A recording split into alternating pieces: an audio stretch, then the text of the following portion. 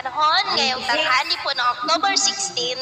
2023 na kung saan sa ngayon po ay lumalakas na ang ihip ng hanging amihan at ramdam na po ang preskong simoy nito lalo na po dito sa northern part ng Northern Luzon, lalo na po yan sa madaling araw. At wala ring anumang sama ng panahon dito po sa loob ng ating area of responsibility at base po dito sa forecast model na ating ginagamit ay wala rin pong namamataan na bagyo na tatawid dito po sa ating bansa for the next 5 to 7 days o posibleng hanggang sa matapos ang buwan po na ito ay storm free po tayo. At sa lagay po ng ating panahon ngayong tanghali ay generally fair weather po sa malaking bahagi ng ating bansa,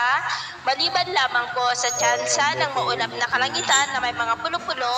na mahina hanggang sa katamtaman na mapag-ulan sa ilang bahagi ng La Union,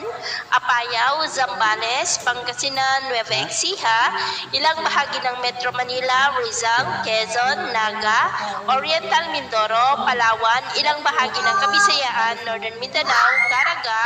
ilang bahagi ng Davao Region at Sulu Archipelago. At sa susunod po ng mga oras ay mas maraming lugar na sa ating bansa ang makakaranas po ng maulap na kalangitan na may mga pulong pag-ulan.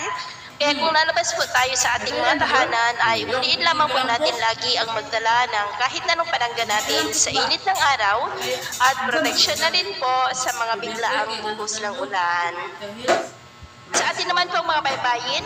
medyo maalon po dyan sa silangang baybayin ng ating bansa, maging po sa mga baybayin ng extreme Northern Luzon. Kaya sa ating mga kababayan po, lalo na sa mga mangingisda na gumagamit po ng maliliit na bangka,